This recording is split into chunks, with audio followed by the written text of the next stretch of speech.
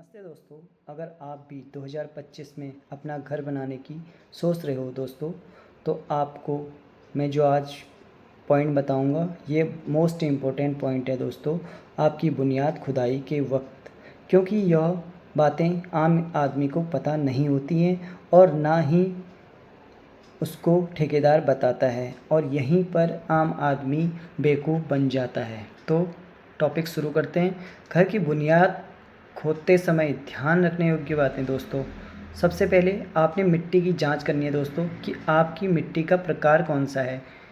वहाँ पर बलुई मिट्टी है, चिकनी है या कंक्रीटी मिट्टी है दोस्तों। क्योंकि कमज़ोर मिट्टी जहाँ पर होगी वहाँ पर हमें बुनियाद हमेशा गहरी देनी पड़ेगी दोस्तों। मेरा नेक्स्ट पॉइंट है नक्शा और लेआउट मार्किंग।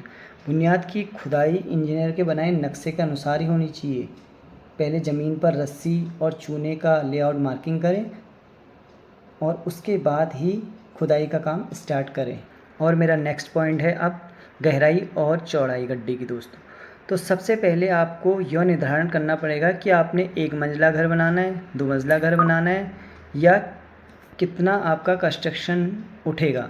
तो दोस्तों उस हिसाब से ही आपकी बुनियाद की चौड़ाई और लंबाई होती है। आम तौर पर बुनियाद की गहराई 3 फीट से 6 फीट तक होती है दोस्तों। तो मेरे हिसाब से 6 फीट गहराई होनी ही चाहिए दोस्तों। मेरा नेक्स्ट पॉइंट है, अगर आपने गड्ढा खोद लिया तो उसको अच्छे से चारों तरफ से उसकी ड्रेसिंग कर कर खुदाई के बाद जो नीचे की सतह है उसको समतल कर लें और उसको साफ़ करें, क्योंकि तल का स्तर एक समान होना ज़रूरी है। नेक्स्ट पॉइंट है मेरा, बुनियाद की खुदाई के बाद आपको 4 से 6 इंच पीसीसी की परत बिछानी ज़रूरी है। इसमें लोहे की जंग और पानी का रिसाव रोका जाता है, क्योंकि हम जो लोहे का जाल डालेंगे तो उसके नीचे से हमें पानी से वो जंग लग सकता है, जिससे कि हमारा लोहे की फुटिंग ख़राब हो सकती है। नेक्स्ट पॉइंट है, खुदाई के बाद जो हमने साइडों में मिट्टी डाली है दोस्तों, उसकी वजह से मिट्टी गिरने से बचाने के लिए हमें शटरिंग या सपोर्ट लगाना बहुत आवश्यक है। नेक्स्ट पॉइंट है सुरक्षा। क्योंकि हमने खुदाई कर रखी है कम से कम 6 फीट, तो उसके चारों तरफ से हमें तारबाड़ कर देनी है, क्योंकि रात को कोई भी जानवर उसमें गिर सकता है और कोई हानि पहुंच सकती है। आपने पीसीसी डाल दी तो उसके बाद अब कॉलम की पोजीशन तय करें। प्लान के अनुसार ही कॉलम की जगह चिन्हित करें। यह लेआउट इंजीनियर या आर्किटेक्ट द्वारा बनाए गए नक्शे के अनुसार ही होना चाहिए दोस्तों। कुछ ठेकेदार इसको आगे पीछे कर देते हैं।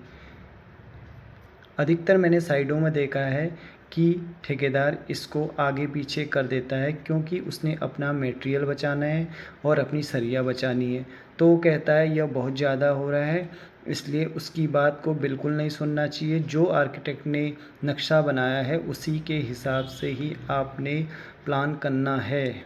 लोहे का जाल कैसे तैयार करें। कॉलम के लिए सरिये का जो जाल होता है पहले से तय डायमेंशन में बनाए दोस्तों। आमतौर पर 4 से 6 मुख्य रॉड होते हैं जो लोड उठाते हैं। इसके साथ गोल गोल बांधी हुई जो रिंग होती हैं जो इन रॉड्स को जोड़े रखती हैं।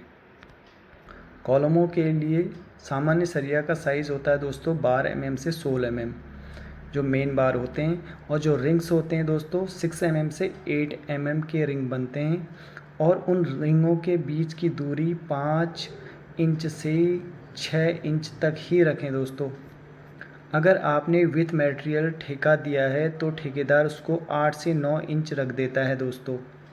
मैंने अपनी कई साइडों में देखा है, तो आपको उसको इंच टेप से पक्का एक बार जांच करना है, भरोसा नहीं करना है। नेक्स्ट पॉइंट है मोस्ट इम्पोर्टेंट पॉइंट, जो आपने कॉलम के लोहे का एंकर्स को फाउंडेशन में रखें।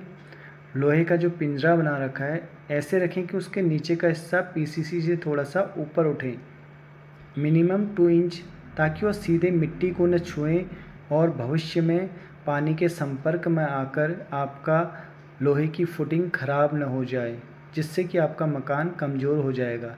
इसके लिए इसके नीचे कवर ब्लॉक लगाएं पक्का। 90% ठेकेदार कवर ब्लॉक का इस्तेमाल नहीं करते हैं, वो ईंट या कुछ पत्थर रख देते हैं, मगर उनको बोलो कवर ब्लॉक मोस्ट इम्पोर्टेंट है दोस्तों।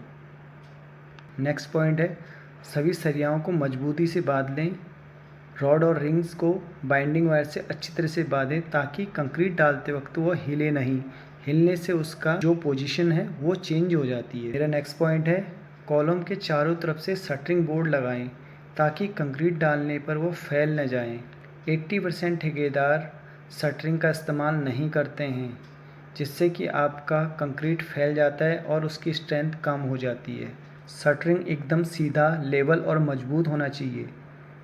नेक्स्ट पॉइंट है, लोहे का कवरिंग ज़रूर दें। लोहे के सीमेंट से कम 40 mm कवर देना चाहिए ताकि वह नमी और हवा से जंग न खाएं। अधिकतर ठेकेदार कॉलम को खड़ा कर उल्टा सुल्टा उसमें कंक्रीट भर देते हैं, मगर आपने यह ध्यान देना है जो आपका लोहे का कॉलम या जहाँ भी लोहा लगा है उसमें कम से कम 40 mm का कवरिंग एरिया होना चाहिए, क्योंकि भविष्य में उसमें पानी लगकर वो लोहा ख़राब हो जाता है और आपको पता भी नहीं चलेगा कि आपका बुनियाद कमज़ोर हो चुका है। जब शटरिंग और लोहे की सेटिंग्स पूरी हो जाए तो कॉलम में मिक्स कंक्रीट डालें। कंक्रीट का रेशियो 1, 1.5 एंड 3 का रेशियो होता है, जो मैं पहले भी बता चुका हूं दोस्तों। और इसको पक्का जांच करें। 80% मालिक इसको ध्यान नहीं देता है और सोचता है कि ठेकेदार सही मटेरियल डाल रहा है, मगर ठेकेदार अपना माल बचाकर आपको बेवकूफ़ बनाएगा। कंक्रीट में वाइब्रेटर से कंपन दें ताकि जो हवा के बुलबुले बनते हैं उसके अंदर वह फट जाएं और आपका कंक्रीट में स्ट्रेंथ बनी रहे और मजबूती आए। कुछ ठेकेदार वाइब्रेटर मारने से भी बचते हैं, क्योंकि उससे उनका मटेरियल्स कम लगता है। वाइब्रेटिंग देने से मटेरियल अच्छे से बैठता है और उसके अंदर बाउंड बन जाता है। नेक्स्ट एक इम्पोर्टेंट पार्ट्स है, जो अगर आपके बजट में है तो उसमें वाटरप्रूफिंग सीमेंट ही डलवाएं, क्योंकि उसको ज़मीन के अंदर रहना है, तो उससे आपकी स्ट्रेंथ 90% बढ़ जाती है सरिया की।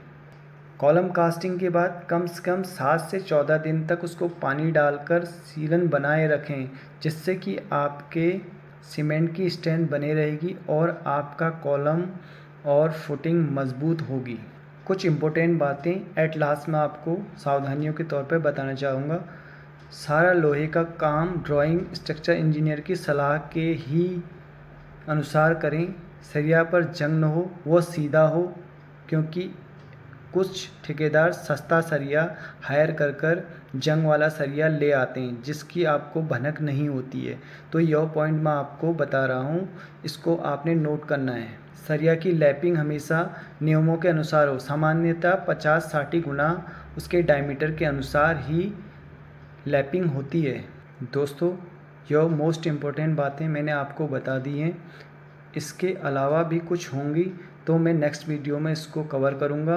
बाकी आपने इन बातों को जब भी आपकी बुनियाद की खुदाई करते हैं लेबर या ठेकेदार, तो आपने उसको विथ मटेरियल ठेका दिया है, तो इन बातों को अवश्य लिख लें, याद रखें, जिससे कि आपको काफ़ी मदद मिलेगी और आपका घर मजबूत बनेगा।